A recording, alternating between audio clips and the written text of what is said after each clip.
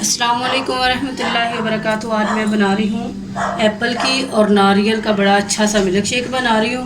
ये बहुत मज़े का बनता है और बहुत इसमें एनर्जी भी होती है। इसके लिए सिर्फ 3 चीज़ों की ज़रूरत है। 2 मेरे पास एप्पल है और 2 टुकड़े मैंने दरमियाने साइज़ के लिए थे नारियल, जिसको मैंने कद्दूकश कर लिया है। मुझे मेरे पास चीनी है, पूरी प्याली नहीं है, थोड़ी सी कम है, और हाफ़ लीटर मेरे पास दूध है।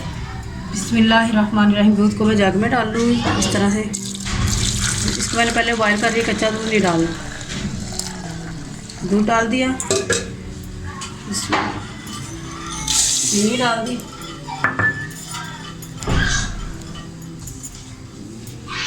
बिस्मिल्लाहिर्रहमानिर्रहीम। नारियल डाल दिया मैंने इस तरह।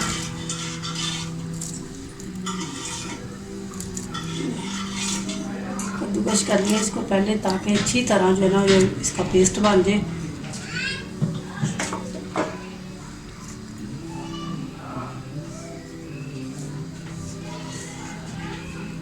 इसमें एप्पल डाल देना इस तरह डाल दिया। अब इसको मैं अच्छी तरह ग्राइंड कर लेती हूँ और इसका मिल्क शेक तैयार हो जाएगा। इसमें बर्फ़ डाल देना, बहुत अच्छा ठंडा सा, ये बहुत मज़े का लगेगा।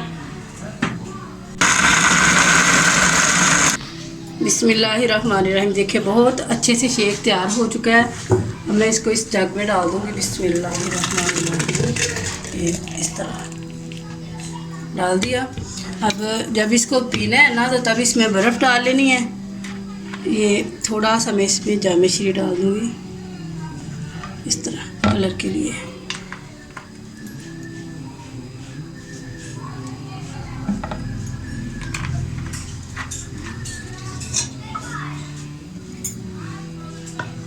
इसको मैं मिक्स कर लेती हूँ ज़रा सा।